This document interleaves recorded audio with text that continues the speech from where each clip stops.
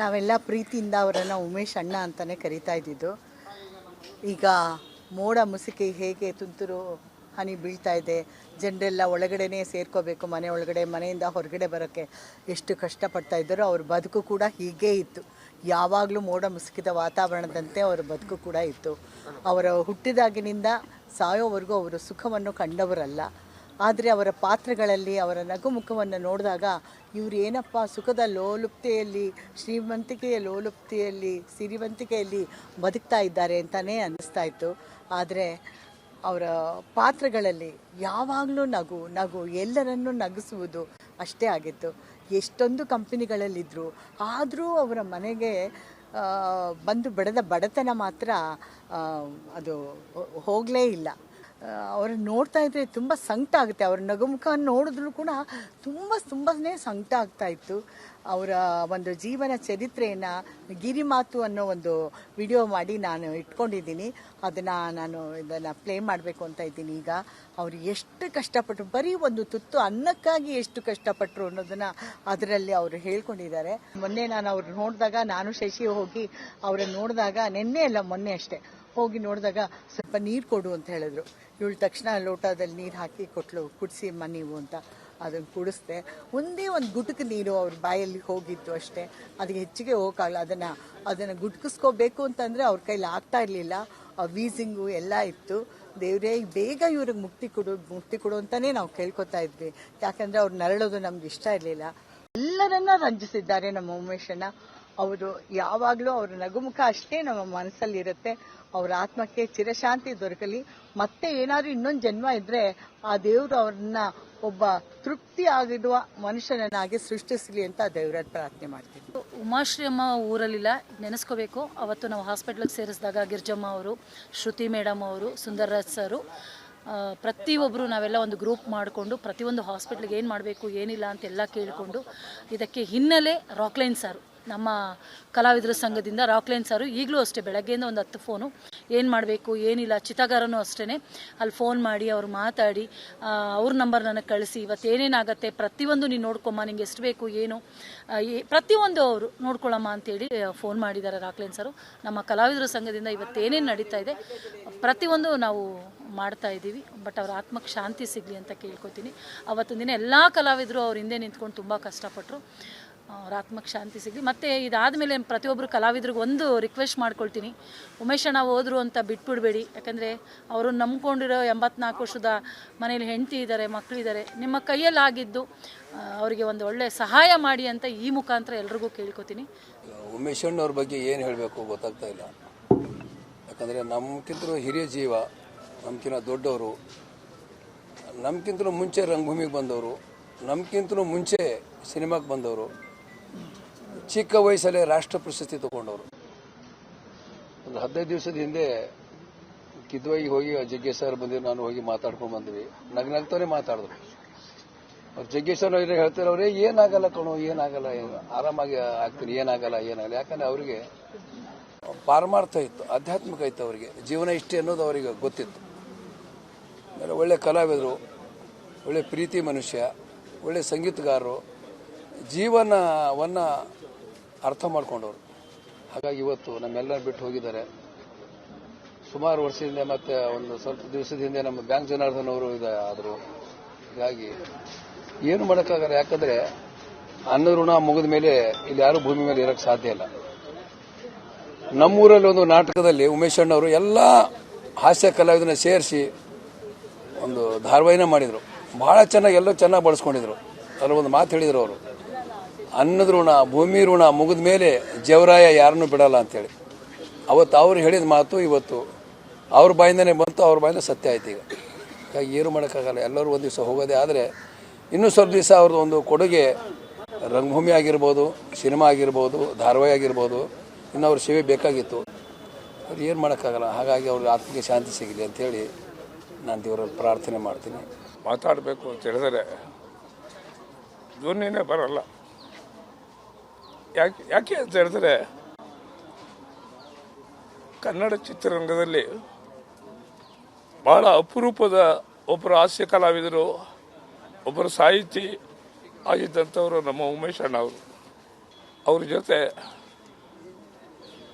ನಾವೆಲ್ಲ ಹಿರಿಯ ಕಲಾವಿದರು ಅವರ ಜೊತೆಯಲ್ಲಿದ್ದು ಅವ್ರ ಜೊತೆಯಲ್ಲಿ ಅಭಿನಯಿಸಿದ್ದೆ ಒಂದು ಸಂತೋಷ, ಸಂಭ್ರಮ, ಸಡಗರ, ಜೀವನದ ಅನುಭವಗಳನ್ನ ಹೇಳ್ತಿದ್ರು. ನಾವು ಮಾಡೋವಂಥ ತಪ್ಪುಗಳನ್ನ ಸರಿ ಮಾಡ್ತಾಯಿದ್ರು. ನನಗೆ ಅತೀವ ಯಾಕೆ ದುಃಖ ಆಗ್ತಾಯಿದೆ ಅಂತ ಹೇಳಿದ್ರೆ, ನಾನು ಸುಮಾರು ನಾಟಕ ಬರ್ದಿದ್ದೀನಿ. ಆದರೆ ಉಮೇಶ್ ಅಣ್ಣನ ಬಗ್ಗೆ ಸೀತಾಪತಿ ಸಿಂಪತಿ ಆಲಿಯಾಸ್ ಉಮೇಶ್ ಅಣ್ಣ ಅಂತ ಒಂದು ನಾಟಕವನ್ನು ಬರೆದೆ. ಅವ್ರು ಓದಿದ್ರು. ನನ್ನ ರಂಗವಿನೋದ ಪತ್ರಿಕೆಯಲ್ಲಿ ಪ್ರಕಟಣೆ ಮಾಡಿದ್ದೆ. ಅವ್ರ ಕೈಲಿ ಮುನ್ನುಡಿ ಬರೆಸ್ಬೇಕು ಅಂತೇಳಿ ಹೇಳಿದ್ದೆ. ಅವ್ರು ಹೇಳಿದ್ರು,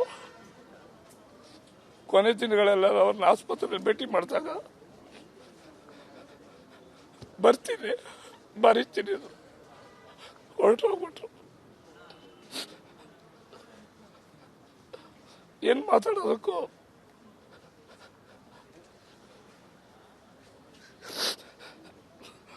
ನಿನ್ನೆ ಬರೋದಿಲ್ಲ. ನಮ್ಗೆಲ್ಲರೂ ಸ್ಥೈರ್ಯ ಕೊಡ್ತಿದ್ದಂಥವ್ರು ಫ್ರ್ಯಾಕ್ಚರ್ ಆರ್ತಲ್ಲಿ ಹೋದ್ರು, ಇವರು ಹೋದ್ರು. ಅವ್ರ ಅಣ್ಣ ಅವ್ರ ಜೊತೆಯಲ್ಲಿ ನಾವು ಸ್ನೇಹದಿಂದಿದ್ದು. ಅವ್ರ ತಮ್ಮ ರಮೇಶ್ ಅವರು, ಕಿಟ್ಟಿ, ಎಲ್ಲರ ಜೊತೆಯಲ್ಲೂ ನಾಟಕಗಳನ್ನ ಮಾಡ್ತಾ ಇದ್ದು, ಸಿನಿಮಾ ಸೀರಿಯಲ್ ಎಲ್ಲ ಮಾಡ್ತಾ. ಈಗಿಲ್ಲ. ಅವ್ರ ಮನೆಯವರಿಗೆ ದುಃಖ ಬರ್ತಂತ ಶಕ್ತಿ ಆ ಸೃಷ್ಟಿಕರ್ತ ನೀಡಬೇಕು.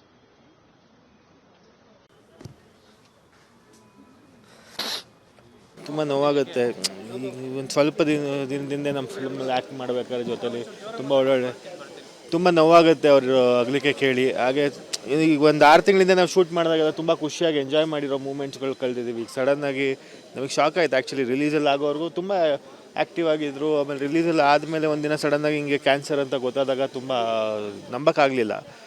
ಇವತ್ತು ಬೆಳಗ್ಗೆ ಎದ್ದು ನ್ಯೂಸ್ ನೋಡಿದ ತಕ್ಷಣ ಹಿಂಗೆ ಅಣ್ಣ ಇಲ್ಲ ಅಂದರೆ ಅದನ್ನು ದೇವರು ಒಳ್ಳೆಯವ್ರನ್ನ ಬೇಗ ಕರ್ಕೊತಾರೆ. ಇವ್ರಿಗೊಂದು 2 ತಿಂಗಳು ತುಂಬ ಸಫರ್ ಮಾಡಿದ್ದಾರೆ. ಈಗ ಅದು ಗೊತ್ತಾದಾಗಿಂದ ಅದು ಏನೋ ಆಂಟಿ ನೋಡಿದ್ರು ತುಂಬ ನೋವಾಗುತ್ತೆ. ಇವಾಗ ಮಾತಾಡಿಸ್ಬೇಕಾದ್ರೆ ಅವ್ರಿಗೆ ನನಗೆ ಏನು ಮಾತಾಡಬೇಕು ಅಂತಲೂ ಅರ್ಥ ಆಗಲಿಲ್ಲ.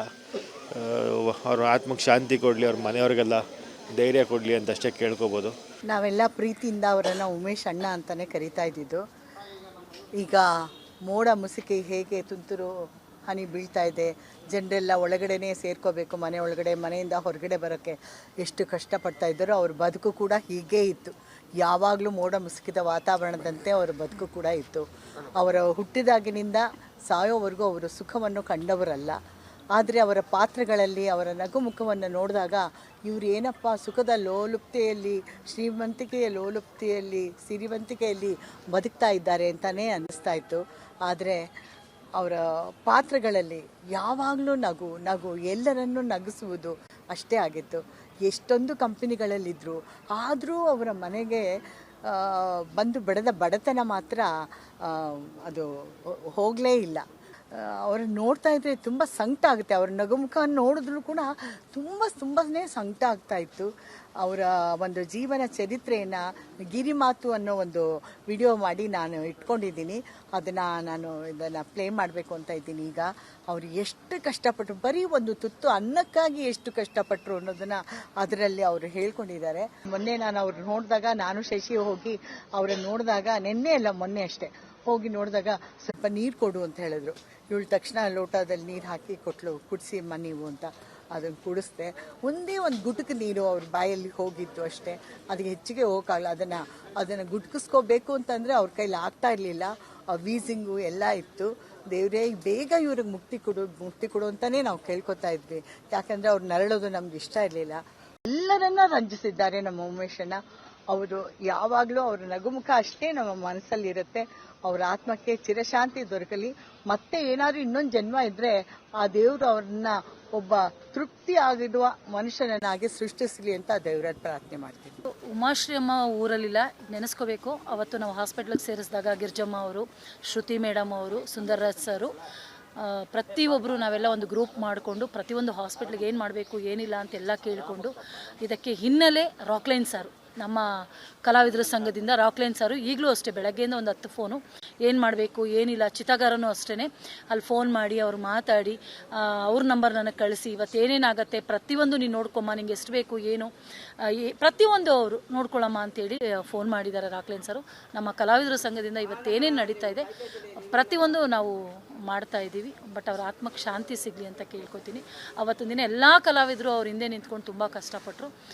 ಅವ್ರ ಆತ್ಮಕ್ಕೆ ಶಾಂತಿ ಸಿಗಲಿ. ಮತ್ತು ಇದಾದಮೇಲೆ ಪ್ರತಿಯೊಬ್ಬರು ಕಲಾವಿದ್ರಿಗೆ ಒಂದು ರಿಕ್ವೆಸ್ಟ್ ಮಾಡ್ಕೊಳ್ತೀನಿ, ಉಮೇಶ್ ಅಣ್ಣ ಹೋದ್ರು ಅಂತ ಬಿಟ್ಬಿಡಬೇಡಿ. ಯಾಕಂದರೆ ಅವರು ನಂಬ್ಕೊಂಡಿರೋ 84 ವರ್ಷದ ಮನೇಲಿ ಹೆಂಡತಿ ಇದ್ದಾರೆ, ಮಕ್ಕಳಿದ್ದಾರೆ. ನಿಮ್ಮ ಕೈಯಲ್ಲಿ ಆಗಿದ್ದು ಅವರಿಗೆ ಒಂದು ಒಳ್ಳೆ ಸಹಾಯ ಮಾಡಿ ಅಂತ ಈ ಮುಖಾಂತರ ಎಲ್ರಿಗೂ ಕೇಳ್ಕೊತೀನಿ. ಉಮೇಶ್ ಅಣ್ಣವ್ರ ಬಗ್ಗೆ ಏನು ಹೇಳಬೇಕು ಗೊತ್ತಾಗ್ತಾ ಇಲ್ಲ. ಯಾಕಂದರೆ ನಮ್ಗಿಂತಲೂ ಹಿರಿಯ ಜೀವ, ನಮ್ಗಿಂತ ದೊಡ್ಡವರು, ನಮ್ಗಿಂತಲೂ ಮುಂಚೆ ರಂಗಭೂಮಿಗೆ ಬಂದವರು, ನಮ್ಗಿಂತಲೂ ಮುಂಚೆ ಸಿನಿಮಾಗೆ ಬಂದವರು, ಚಿಕ್ಕ ವಯಸ್ಸಲ್ಲೇ ರಾಷ್ಟ್ರ ಪ್ರಶಸ್ತಿ ತಗೊಂಡವರು. ಒಂದು 15 ದಿವಸದ ಹಿಂದೆ ಕಿದ್ವಾಗಿ ಹೋಗಿ ಜಗ್ಗೇಶ್ ಸರ್ ಬಂದಿದ್ದು, ನಾನು ಹೋಗಿ ಮಾತಾಡ್ಕೊಂಡು ಬಂದ್ವಿ. ನಗ್ನಗ್ತಾನೆ ಮಾತಾಡಿದ್ರು. ಅವ್ರು ಜಗ್ಗೇಶ್ ಸರ್ ಹೇಳ್ತಾರೆ, ಅವರೇ ಏನಾಗಲ್ಲ ಕಣೋ, ಏನಾಗಲ್ಲ, ಆರಾಮಾಗಿ ಆಗ್ತೀನಿ, ಏನಾಗಲ್ಲ. ಯಾಕಂದ್ರೆ ಅವರಿಗೆ ಪಾರಮಾರ್ಥ ಇತ್ತು, ಆಧ್ಯಾತ್ಮಿಕ ಇತ್ತು. ಅವರಿಗೆ ಜೀವನ ಇಷ್ಟೇ ಅನ್ನೋದು ಅವರಿಗೆ ಗೊತ್ತಿತ್ತು. ಒಳ್ಳೆ ಕಲಾವಿದರು, ಒಳ್ಳೆ ಪ್ರೀತಿ ಮನುಷ್ಯ, ಒಳ್ಳೆ ಸಂಗೀತಗಾರರು, ಜೀವನವನ್ನು ಅರ್ಥ ಮಾಡ್ಕೊಂಡವರು. ಹಾಗಾಗಿ ಇವತ್ತು ನಮ್ಮೆಲ್ಲರೂ ಬಿಟ್ಟು ಹೋಗಿದ್ದಾರೆ. ಸುಮಾರು ವರ್ಷದಿಂದ ಮತ್ತೆ ಒಂದು ಸ್ವಲ್ಪ ದಿವಸದ ಹಿಂದೆ ನಮ್ಮ ಬ್ಯಾಂಕ್ ಜನಾರ್ದನ್ ಅವರು ಆದರು. ಹೀಗಾಗಿ ಏನು ಮಾಡೋಕ್ಕಾಗಲ್ಲ. ಯಾಕಂದರೆ ಅನ್ನ ಋಣ ಮುಗಿದ ಮೇಲೆ ಇಲ್ಲಿ ಯಾರೂ ಭೂಮಿ ಮೇಲೆ ಇರೋಕ್ಕೆ ಸಾಧ್ಯ ಇಲ್ಲ. ನಮ್ಮೂರಲ್ಲಿ ಒಂದು ನಾಟಕದಲ್ಲಿ ಉಮೇಶ್ ಅಣ್ಣವರು ಎಲ್ಲ ಹಾಸ್ಯ ಕಲಾವಿದನ ಸೇರಿಸಿ ಒಂದು ಧಾರಾವಾಹಿನ ಮಾಡಿದರು. ಭಾಳ ಚೆನ್ನಾಗಿ ಎಲ್ಲರೂ ಚೆನ್ನಾಗಿ ಬಳಸ್ಕೊಂಡಿದ್ರು. ಅದರ ಒಂದು ಮಾತು ಹೇಳಿದರು ಅವರು, ಅನ್ನದ ಋಣ ಭೂಮಿ ಋಣ ಮುಗಿದ ಮೇಲೆ ಜವರಾಯ ಯಾರನ್ನೂ ಬಿಡಲ್ಲ ಅಂತೇಳಿ. ಅವತ್ತು ಅವ್ರು ಹೇಳಿದ ಮಾತು ಇವತ್ತು ಅವ್ರ ಬಾಯಿಂದನೇ ಬಂತು, ಅವ್ರ ಬಾಯಿಂದ ಸತ್ಯ ಆಯ್ತು. ಈಗ ಹಾಗಾಗಿ ಏನು ಮಾಡೋಕ್ಕಾಗಲ್ಲ. ಎಲ್ಲರೂ ಒಂದು ದಿವಸ ಹೋಗೋದೇ. ಆದರೆ ಇನ್ನೂ ಸ್ವಲ್ಪ ದಿವಸ ಅವ್ರದ್ದು ಒಂದು ಕೊಡುಗೆ ರಂಗಭೂಮಿ ಆಗಿರ್ಬೋದು, ಸಿನಿಮಾ ಆಗಿರ್ಬೋದು, ಧಾರಾವಾಹಿ ಆಗಿರ್ಬೋದು, ಇನ್ನು ಅವ್ರ ಸೇವೆ ಬೇಕಾಗಿತ್ತು. ಅವ್ರು ಏನು ಮಾಡೋಕ್ಕಾಗಲ್ಲ. ಹಾಗಾಗಿ ಅವ್ರಿಗೆ ಆತ್ಮಕ್ಕೆ ಶಾಂತಿ ಸಿಗಲಿ ಅಂಥೇಳಿ ನಾನು ದೇವರಲ್ಲಿ ಪ್ರಾರ್ಥನೆ ಮಾಡ್ತೀನಿ.